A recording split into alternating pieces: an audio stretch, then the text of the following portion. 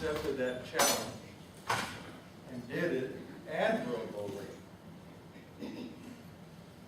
Thank you. I can't say thank you enough. And to the wives of each and every one of us aviators, the guys on the ground during war, thank you, ladies, for your service, for keeping the home alive, taking care of the children, paying the bills, running the home, doing everything while Dad is off in the war. It's a tough task to become sole supporter while Dad's gone, or in some cases, Mom. Without your service, we would not be the unit, the bond, the family, the social entity that all societies are based upon as a family. And it's important that we keep that on our heart. I'm a new guy, only 45 years of marriage. We have some out there that was 68, I think, man, and still pressing on. Can everybody hear me in the back, or should I yell louder? Right now, you're doing good. Good, good. Okay. One good. How many bad? Louder. Okay. Or closer. Which would you prefer? Closer or louder? We don't have a louder. Okay. What I'll try to do is talk a little louder for those in front. I hope I don't blow you out. But I want to talk a little bit about my war and how it compares to your war. I'm a Vietnam veteran. I've flown 2 combat tours out of Ubon, Thailand at the F-4D. The 8th Attack Fighter Wing. A big killing wing. Very effective in taking the threat, North Vietnam, and reducing it to rubble. Unfortunately, politicians got into the picture. And we could have won that 10-year war in a year, if not less, if the politicians would allow us, the military, to do our job. Amen. In Iraq and Afghanistan, now re-engaged in Iraq. But I'm not here to badmouth our government, because our government is what our great nation is founded upon. And we salute our Commander-in-Chief each and every day. I presently don't toast the current guy, but that's his personal problem. We do not see eye to eye, but that's another story for another day. But each and every one of us that have served or are serving, in fact, thank you, raised our hand and pledged to serve and defend the Constitution of the United States against all threats, foreign and domestic. And if should we be asked, we would shed our blood, which many of you may have done, and even the ultimate sacrifice of giving our lives, so that we, a nation, might be free, and that we, as a nation, might spread that freedom to those countries that were under very different types of societies, whether it be the little corporal in Germany, or the guy in Korea. It doesn't make any difference. We try to help those people. And you take a look at today, Germany is a great, powerful nation, a good ally. Japan is a great ally. South Korea is a great ally. So we spread freedom. And we continue to do it every day. Many of you, not you necessarily, but the people within this great nation of ours are getting war weary. And I understand that. As a guy that has been in combat, that has shed my blood, and been in captivity, I understand the freedom. And I understand why the people are war weary. Unfortunately, the threat out there doesn't care about that. The threat sees our war weariness as an opportunity to expand, to flow into those voids where we draw back from. Again, my war, Vietnam, guess what? 73, the peace accords were signed. 75, North Vietnam overruns the South. 2 years after we left, we didn't provide the support for the South Vietnamese to maintain their sovereignty. We were war weary. We pulled out. Iraq, are we seeing today what a war weary nation has provided when we pulled out of Iraq? And left a giant vacuum. That type of war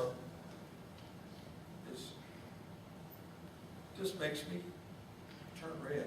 I mean, it makes me mad. Because we've lost guys. We've shed blood.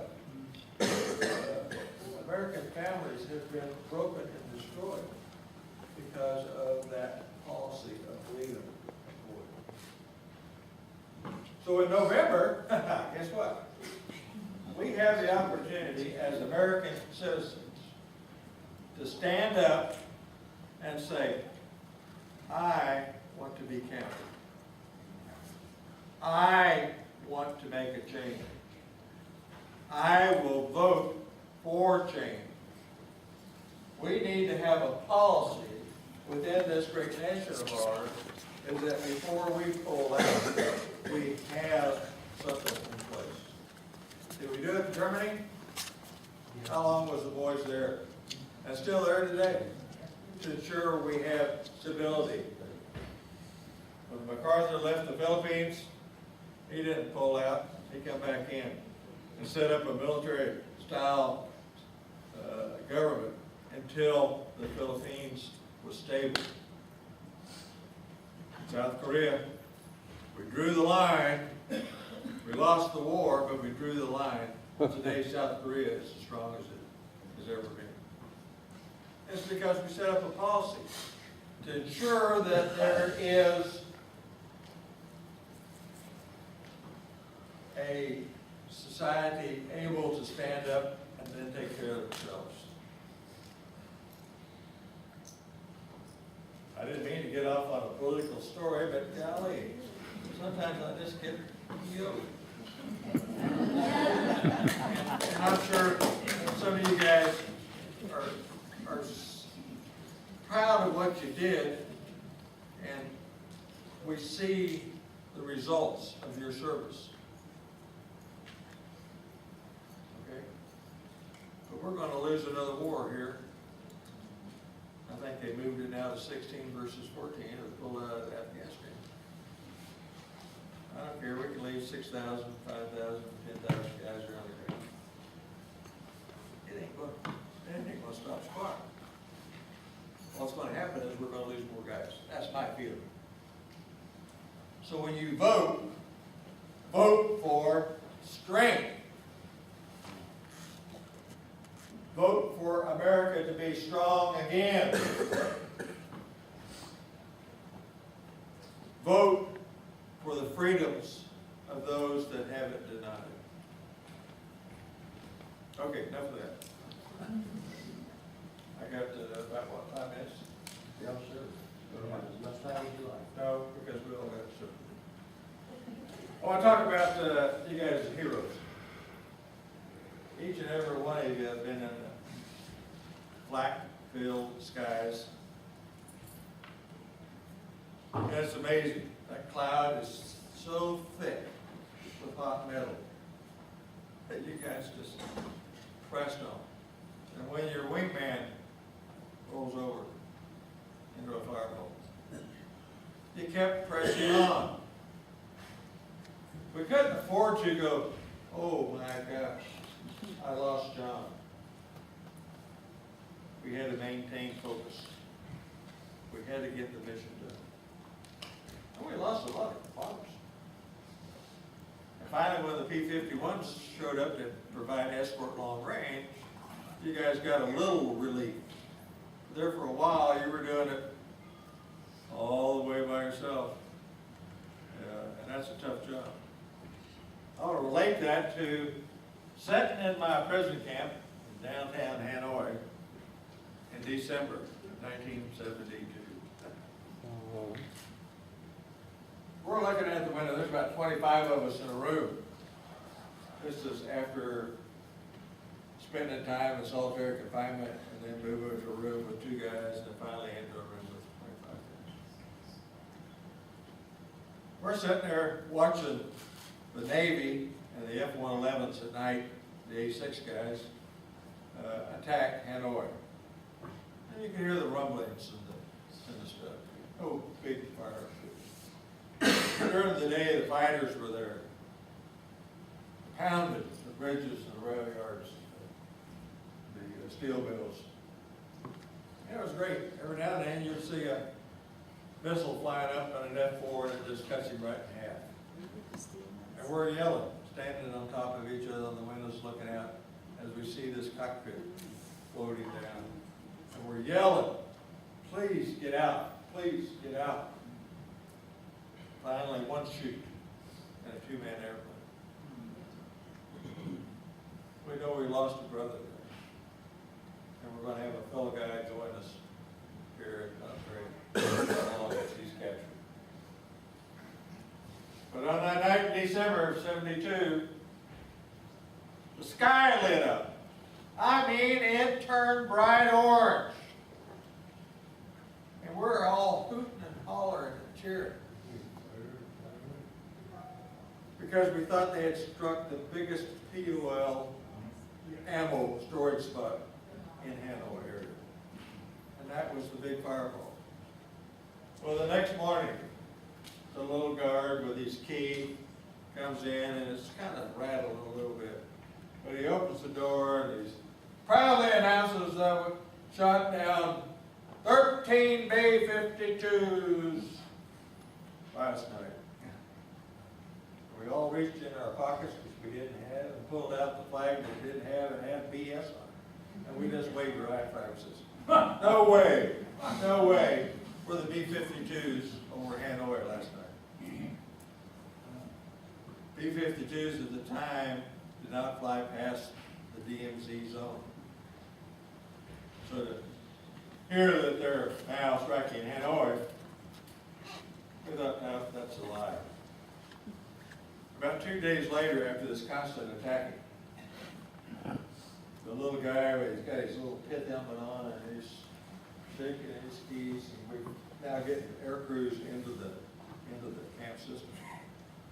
And he is scared. I mean, he's just, his eyes are bloodshot because during the day he's in his spider hole trying to protect himself from the attacks that are taken during the day. And at night he's in the same spider hole waiting for something to fall on top of him. We changed in a matter of 2 weeks. The theater and the threat. But bombed them until they go, that's enough, guys. You're destroying us. American air power. The same as when you guys were over Dresden and all the other spots that you bombed in Japan. It doesn't make any difference. We bombed them to where they said we cannot take it any longer.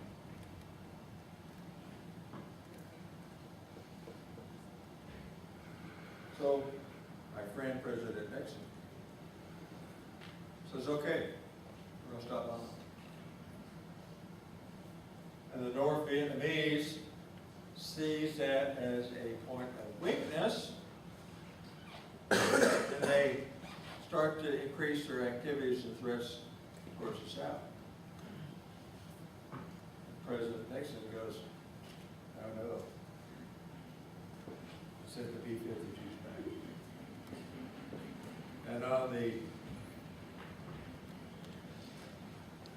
January, the peace accords were signed, end of the war. Like I said, that's 73 January. And 75, South Vietnam. Now you can look at it today and say it's a thriving metropolis. Great, I got cruises are going in there, airplanes are flying in there, the whole line yards, Coca-Cola's there. But we're pumping that into a communist country, which doesn't quite light my fire. I've talked to people from the South that made it out, and when they see an American fighting man, they profusely bow and say, "Thank you for saving me. Thank you for saving my family." That's what each and every one of us does. Carl, you've done a super job, and your people have done a super job standing right with us ever since we were. And I want to thank you, all the tribes, for your services. Thank you. Thank you, sir. Thank you. Okay. I don't want to talk too long because we're going to have some questions, but I'll give you a person and a little snapshot of what he lived for 7.5 years. He's an Oklahoman. Flew P-51s for the Oklahoma Guard here, right here in Oklahoma City. Lived here in Oklahoma City. Was born in Arkansas, moved to Tulsa, then from Tulsa to the city. He served in World War II, served in Korea, served in Vietnam.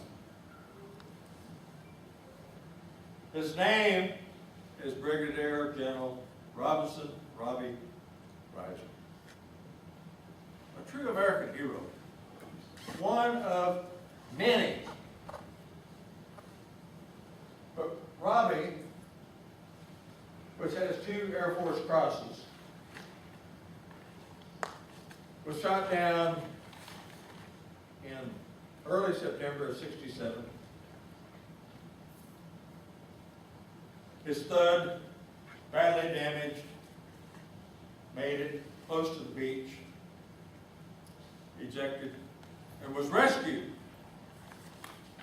Robbie goes, "Man, I'm invincible." In Korea, he shot down 8 MiG-15s. These are our 20th Air Force A's.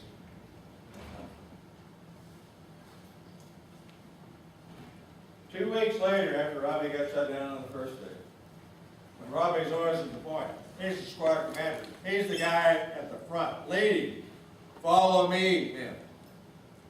That's the kind of guy you want at the front. That's the kind of guy you want to be a leader.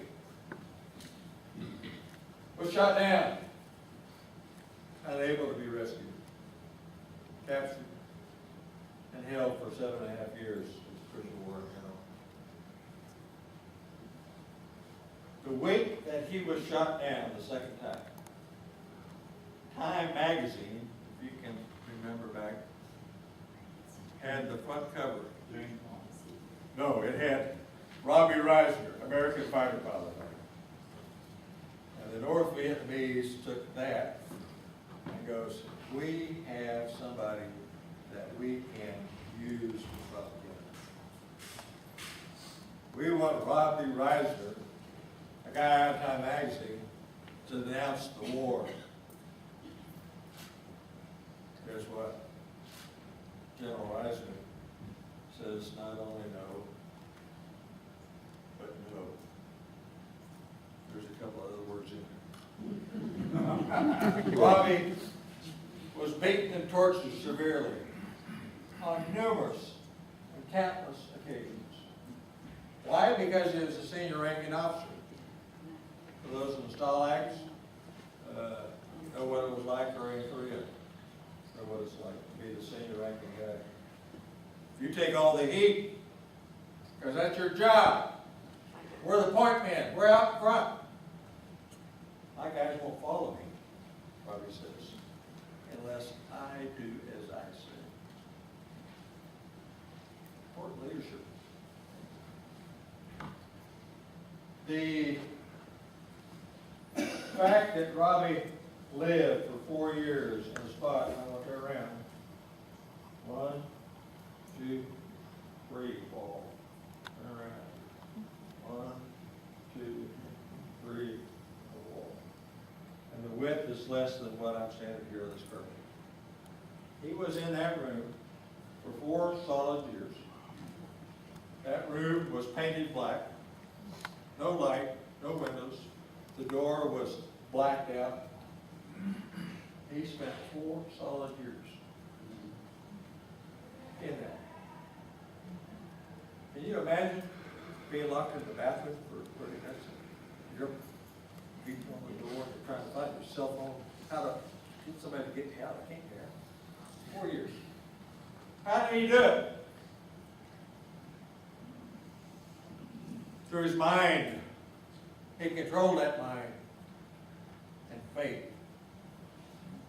And you guys that have flown in combat, whether you were a true believer or not, when you did start to fly, I guarantee you most of you were saying, thank you, Lord, for getting me back out of that like those guys. Robbie was a true believer.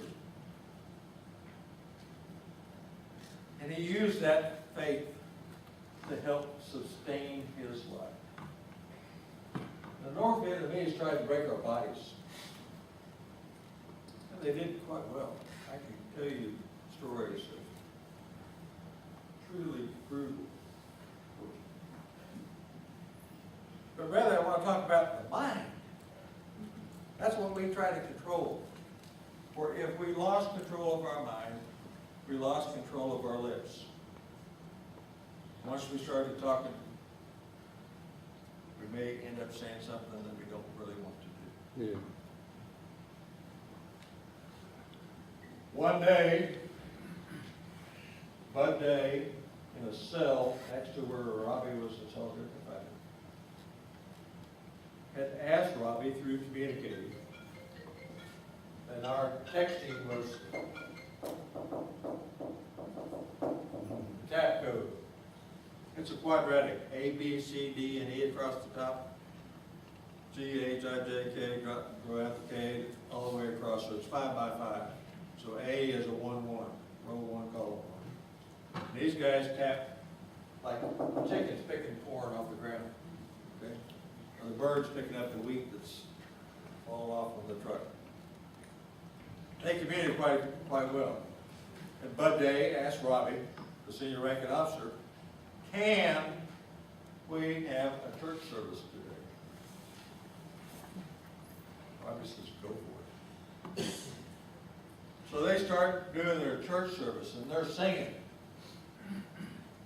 And the North Vietnamese are just beside themselves. And they tell them to stop, stop. And the more they yell at them to stop, the louder they sang. So they go get Robbie, because they know he was the ultimate guy that approved this. And as they're dragging Robbie out, they start singing our national anthem, the Star Spangled Banner. In prison camps of Hanoi, the Star Spangled Banner. And guess what? As they're dragging Robbie to be tortured, he throws his chest out, he throws his shoulders back, and he is proud. For 38 days straight, Robbie Risner was tortured because of that authorization for that church service. When they brought him back later, he was asked, how did you feel when you heard the national anthem, the Star Spangled Banner? He said, I felt as if I were 9 foot tall and I could go hunt and barrel the switch. Today, Robbie Risner is 9 foot tall, and the statue at the Air Force Academy, built by Mr. Ross Perot, a true fan of our Vietnam hero. That's the kind of man that we're talking about. And that's the kind of men and women that I asked for you back in the back. We need to be 9 foot tall. You guys have been 9 foot tall. You've served proudly. One last note, on the 8th of November, here in Oklahoma City, out on the Northwest Expressway, is a hotel now called the Tower Hotel. Used to be the Marriott. We're going to have an induction into the Oklahoma Military Hall of Fame. 10 Oklahomans. 2 of them are posthumous Medal of Honor winners. A 2-star general here from Oklahoma. I think it was here at Tinker. Robbie Risner, a captain from Oklahoma that was shot down in Korea. His body's never been recovered. 10 great Oklahomans will be inducted. And if you're interested, all you got to do is type in Oklahoma Military Hall of Fame in Google. And you can pull up the event. If you want to go, how can I do it? What's going on? The whole 9 yards. But we're honoring Robbie specifically. Last year I was inducted, and I says, I will not be inducted unless my friend Robbie Risner, our hero, is inducted with me. For I felt little, an inch tall for the 9 foot statue. Robbie's health was failing. He died in October, before November.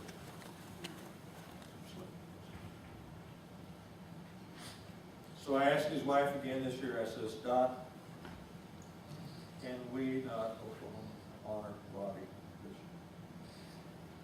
And she says, you have my blessing. So a true American hero, Robbie Risner, will be inducted into your Oklahoma Military Hall of Fame. He's also inducted into the Oklahoma Hall of Fame in 74 when we come back. True Oklahoman. That's what we're talking about.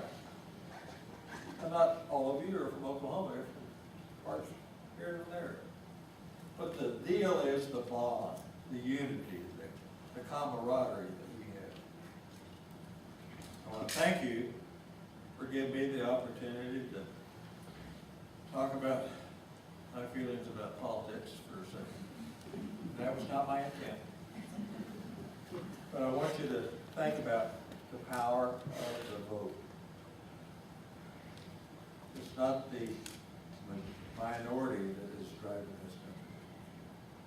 It is the silent majority that is called positive cause. And we, the silent majority, need to stand up. Thank you very much. Appreciate it.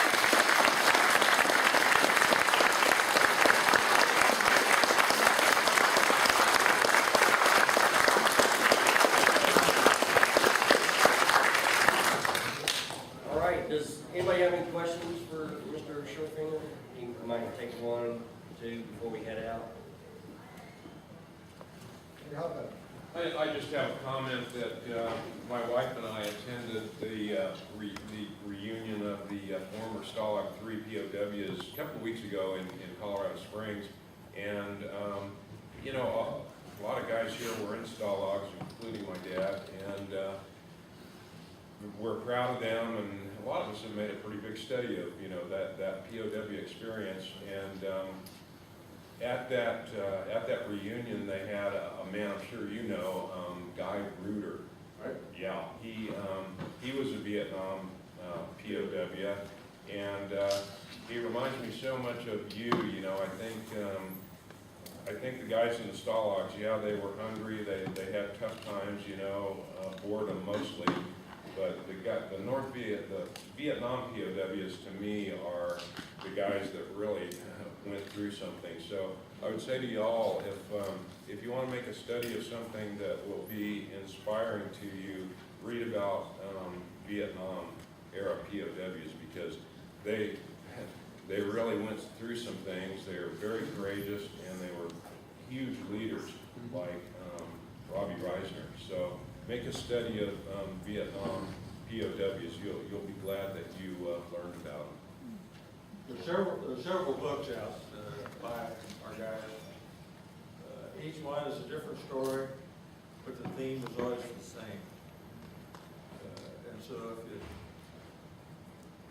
you want to read a good book, it's going to be gruesome in spots, but well worth it. Anybody else? Thank you, sir. I know we want at least one picture. I can stand up here and click for a while, but I really appreciate you.